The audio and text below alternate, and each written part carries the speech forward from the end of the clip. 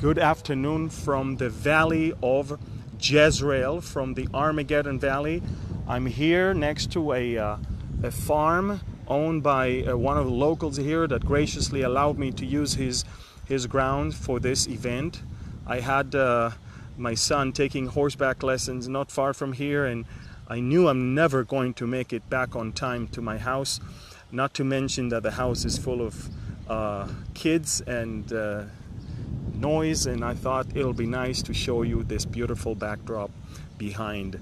So again, shalom and welcome everyone. This is Amir Tsarfati, and again, I'm so excited. We just had the most awesome 7-8 days with 50 young adults from 6 different continents, from 15 different countries. The Lord showed up in a mighty way, and I'm telling you guys, if you want God to touch the heart of your young adult in your house, if you have someone who attends college, university, this is the right place. This is the land of God, where there's people of God, where there's the Word of God, and God is just showing up in a remarkable way here. It's amazing to leave them, 50 of them, and to see that they're praying for one another. They are singing and praising God in ways that, it's hard to see young adults nowadays in the world doing that. The Lord touched their hearts in such an amazing way, and also the Lord spoke to me throughout this tour that, behold, Israel is to invest way more in the young adults around the world. We believe in reaching the 4 corners of this world with the gospel of Jesus and with the understanding of the events here in Israel. And I'm telling you, we're planning next year 2 buses, and the year after 5 buses, and I'm going to put a lot of effort in expanding the young adults branch of this ministry. And if you're a parent and you're concerned about what college is doing to your child, there is nothing better than sending him or sending her over here to a good concentrated dose of Bible and current events to send them back home on fire. So I'm telling you, stay in touch with us. This is going to be great. Also, I want to tell you, a lot of you were for the longest time asking, where can we get the Behold Israel hat and the Behold Israel shirt and the Behold Israel jacket?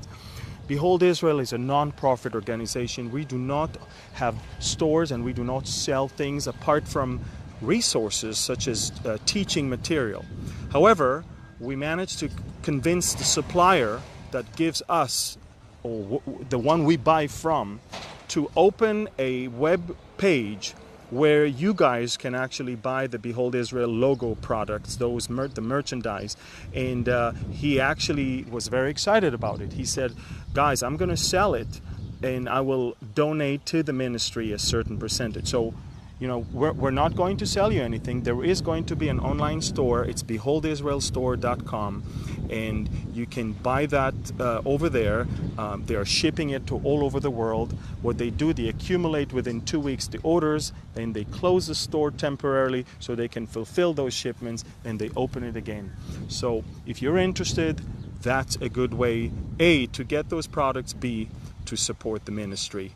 We are not those who sell things, nor do we operate this website.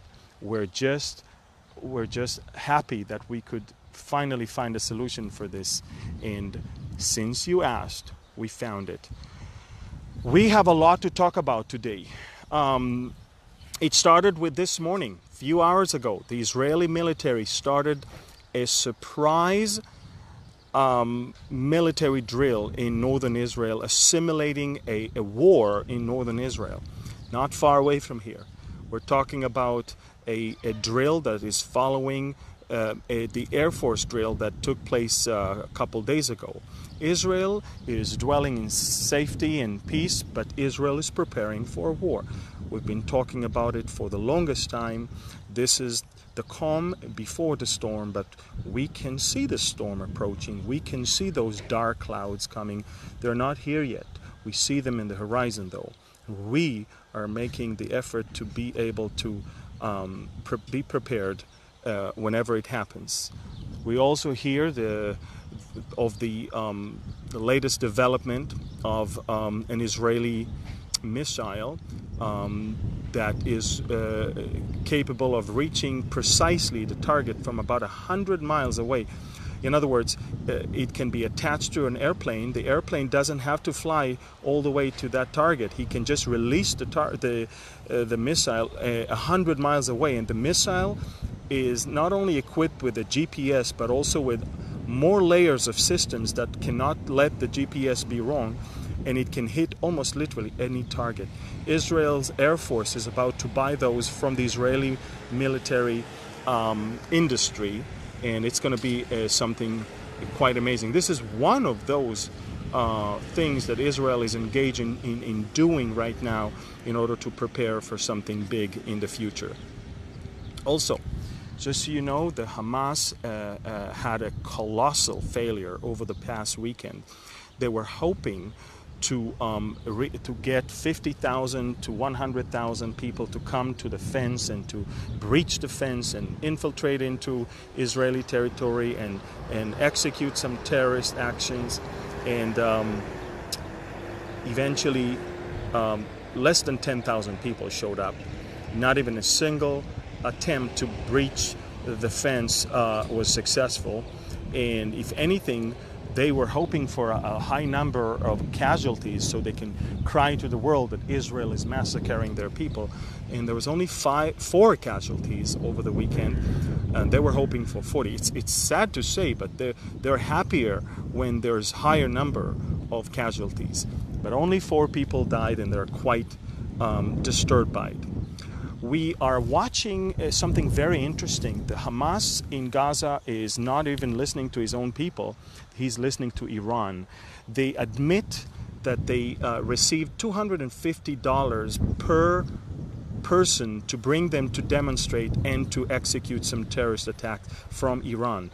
In other words, they have millions of dollars coming all the way from Iran, and they are paying $250 per person, which is, by the way, more than a monthly salary for the Gazans. And yet, even with all of that bribery that the Iranians are trying to flood Gaza with, very few people showed up. People are so tired of this. The Hamas also admitted that they are in touch with Iran and Hezbollah on daily basis. They have become a proxy of Iran. But I want to make it very clear, we do not want to destroy Hamas at the moment because it serves our interests that they rule their own people. Israel's last wish is to enter into Gaza, populated by 2 million Muslims, and to try to rule over them once again. So on one hand, we want to destroy military infrastructures, but on the other hand, we want to leave them right there ruling their own people, because at the moment, there is no better alternative. And so that's basically it. The situation across the border with Jordan is quite troubling right now. Let me explain what happened.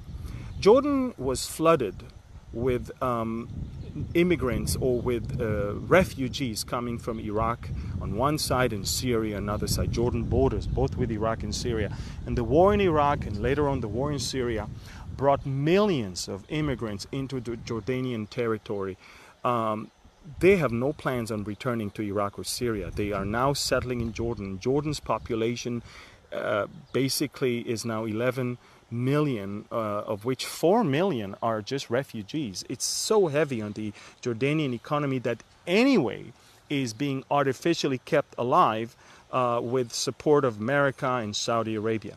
The problem began when the Jordanian king started flirting with Iran and Turkey. And when the Saudis saw that, the Saudis immediately cut all the support to the Jordanians. The Jordanians were left without their main oxygen pipe. And the Jordanians decided to go to the International Monetary Fund, the IMF, and to ask them for a loan. Well, the IMF said, we will gladly give you a loan, but you need to have certain standards, such as raise the taxes, raise the interest, and show us that you can pay us back. The Jordanian king decided to raise the taxes, raise the interest, and the furious people of the kingdom showed him that there are limitations here. Demonstrations all across Jordan started in the smaller and the bigger cities, and for the first time they didn't have any problem publicly coming against the monarch and his wife and against the way they spend money and they waste money and their corruption. And the Jordanian king realized that his days could be numbered if he's not going to do something about it. Israel wants the king to stay there. And so what happened, he fired his government, he fired his prime minister with the hope that things will subside, but apparently it's not really happening. And the Jordanian king is really troubled, and because of that, the Jordanian king decided eventually to run back to the arms of Saudi Arabia. And the Saudis taught him a lesson. The Saudis said, if you want our money, you cannot go and flirt with Iran, our biggest enemy, or with the Hezbollah, or with Turkey, of course. So the Saudis just announced a special conference in Saudi Arabia to somehow bring an end to the crisis in Jordan. And once again, Jordan is on the right side of the moderate and not the extremist, on the side of the Sunnis and not of the Shiites. So, you know, it fits biblically what we can see, that the Jordanians are not going to turn against us. It fits biblically what the Bible say, that the attack that Ezekiel is seeing is not including Jordan. If anything, Saudi is going to rebuke those who come against Israel and invade into the land in order to plunder and take booty and take the spoils of war. So everything fits perfectly to the biblical description of a prophet from 2,800 years ago. The Chancellor of Austria, Sebastian Kurz, just landed in Israel a few hours ago. The youngest European leader, 31 years old, the leader of the Conservative Party in Austria. Believe it or not, he is a very pro-Israel leader. When I gave my message on the possible rise of the Antichrist from Western Europe, I don't know if you ever saw that. It's called Europe Closer to the Antichrist. I showed a pattern of how the Europeans are going and voting for younger and younger and younger leaders, for the most part without even families or children. And Sebastian Kurz is the youngest of all of them. It's very interesting because he's very concerned with the immigration of Muslims into his country. And as of last week, he actually shut down 9 different mosques across Austria and kicked out all of their imams. One of those mosques was Turkish one, and the Sultan Erdogan is angry at the Austrians for doing that. But you can see the seeds of rebellion in not only Austria but all across Europe against the expansion of Islam and the terrorism that Islamic radical Islam is sowing all across. Germany is still in a state of I don't even know how to call it. It's a retarded administration. That's the only thing I can say. They watch and see their country falling apart, and they, instead of fixing it, they make it worse and worse. And this is exactly why President Trump, who just left the G7 and landed a couple hours ago in Singapore, he definitely showed the Germans who the boss is. Angela Merkel published a picture in which she's standing and angry at President Trump, and he's sitting with his arms locked like that. And Angela Merkel thought that this picture will be a picture that will show the Germans how much she stands on the truth, and this guy is just a stubborn guy. Without knowing, it actually proved the opposite. It proved how blind she is and how determined President Trump is not to allow the German expansion all across Europe and domination in the EU to dictate his moves. Germany literally is the landlord of the EU. and then comes France, and it's interesting how Macron and Angela Merkel both right now agree on creating a 10 European nations alliance that will create a joint European defense force. That's something that should cause every Christian to think what's going on here, because the prophet Daniel spoke of the Antichrist rising, and he described that beast that has 10 horns, and out of which one, who is the Antichrist, is going to come out. So the crumbling and falling and completely divided European Union is going to produce something different, is going to produce something more militant and in counterbalance to the American policy right now. Erdogan has never been in a greater trouble than he is right now. He actually called for early elections thinking that it serves his interest. Little did he know that the Turkish lira is going to drop to almost half of its value, great depression, economic depression in the country, and the latest poll shows that he may not even pass the first round of elections. He doesn't even have 50% to move to the second round. And if the opposition is going to pull together all its forces, they might even beat him. I don't think it's going to happen. I think that he's, with his back to the wall, is going to pull some sort of a trick. But I do know one thing. I know that you see that the man is determined more than ever before to do something desperate in order to bring himself to be more relevant. And I know that, as always, Jerusalem and Israel are the easiest way to unite the Muslims and to show that you are a good, devout one, that you can rule everything. The Russians are in a growing tension with the Iranians and the Hezbollah. The Russians just told the Iranians and the Hezbollah, you must clear southern Syria. You must clear the area of the Syrian Golan Heights. And it's interesting because the Iranians, what they do, as they always do, they deceive the Russians. And how do they do that? They take away their soldiers, then they put on them the uniform of a Syrian army, and then they send them back as if they are Syrian military.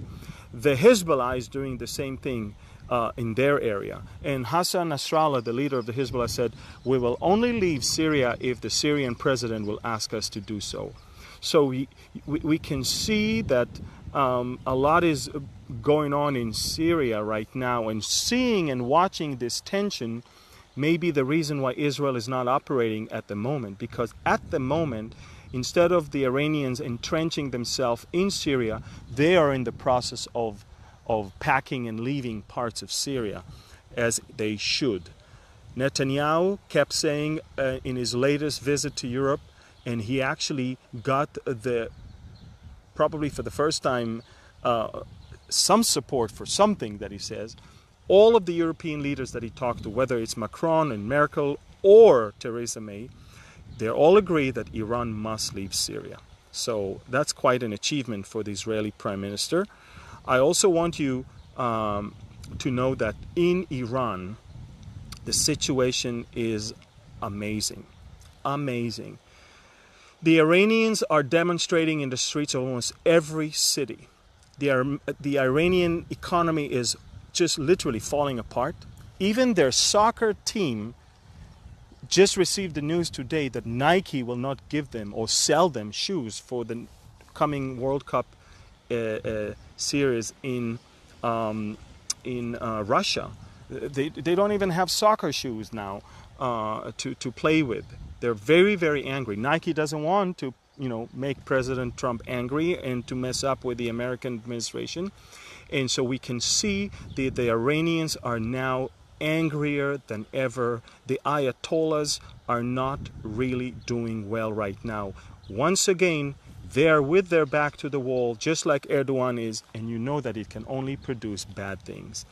I can also tell you that I just saw a video of how they they made, they always want their children and their youth to hate Israel and America. So what they did, they painted the Israeli and the American flags on the floor of the courtyard of the school. So when the kids come out of school, they are supposed to step on the Israeli and the American flags. We are getting videos of children that are leaving school and they bypass those flags. They are not buying this whole propaganda. They don't want to step on America, on Israel's flags. They understand this is not for them. It's very interesting to see how the Iranians are just tired of their own regime. The Prime Minister of Israel today released on his Twitter account a short video in which he said, we understand there's a growing drought in Iran, and in the next few years 50 million Iranians will have to just move and leave somewhere else because of the complete dry area they're in. And so Netanyahu said, guys, we're going to help you. We don't hate the Iranians. We will help you to learn how to recycle wastewater. Israel recycled 90% of its wastewater, and we can help you. The Israeli Ministry of Foreign Affairs posted and created a whole webpage in Farsi where we give the Iranian people instructions of how they can actually purify their own water. And Netanyahu said something very interesting. He said, the Iranian regime is shouting death to Israel. Israel is shouting life to the Iranian people. We may have problems with the Iranian regime, but we love the Iranian people. We want them to live. We want them to succeed. We believe that they were taken hostage by their own regime, and we have nothing against the Iranian people themselves. We have everything against their terrible regime. The immigration into Europe is now starting all over again. This is the season. Summer had begun. Thousands of immigrants are now flocking into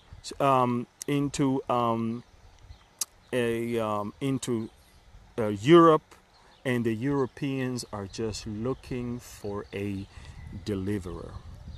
Let's talk for a few minutes on the summit between Trump and Kim Jong-un in Singapore in the coming couple days. President Trump, a couple hours ago, just landed. Kim Jong-un landed a few hours earlier. It's very interesting. From the moment the news broke that there will be a summit, both the Russians and the Syrians pledged to meet with the North Korean leader immediately and talk to him about something. Let me tell you something. The Syrian president, apart from leaving to Russia to speak to Putin, never left Syria. And he's actually looking forward to going to Pyongyang, to North Korea. Why? You need to ask yourself why. And I will tell you that in 2007, when Israel destroyed the nuclear reactor of Syria in the Deir Azur town in the desert, it was a North Korean nuclear reactor.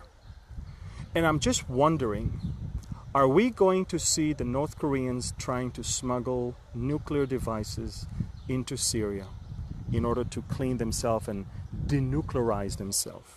Are we watching a way for them to not get rid of it, but to actually sell it? Is that going to cause Israel to destroy Damascus? I'm just raising some questions, because why would the Syrian president of all people would want immediately to meet with the North Korean leader? This is going to be interesting, how a summit in one part of the world may affect the fate of the Mediterranean area and the Middle East. And of course, if you really study well, the Ezekiel war, it is a non-conventional weapon that is being used there. And I have no problem seeing tactical nuclear weapon or biological or chemical weapon being used, because the Bible describes how many months and years that weapon has to be buried. And when the Bible describes the type of injuries and the type of fatalities and how all of that happens, it is evidence that it is definitely something powerful. And so I'm just going to look very carefully on what's going on there and see if indeed the Russians are going to broker for a big chunk of money a deal that will give the Syrians some of the nuclear weapon that North Korea has today. That's it, folks. We covered most of our bases. I think you understand that we're in unbelievable times, and I think you understand that parallel to what is going on in the world, we see God is doing great things. And me leading the tour of 50 young adults gave me renewed my vision for this age group. And the Lord gave me that verse that this is the age group that is going to turn the world upside down. And I believe that all of you know that God has many people in your city. And I believe that in this young generation can be won back to Christ if we invest in them.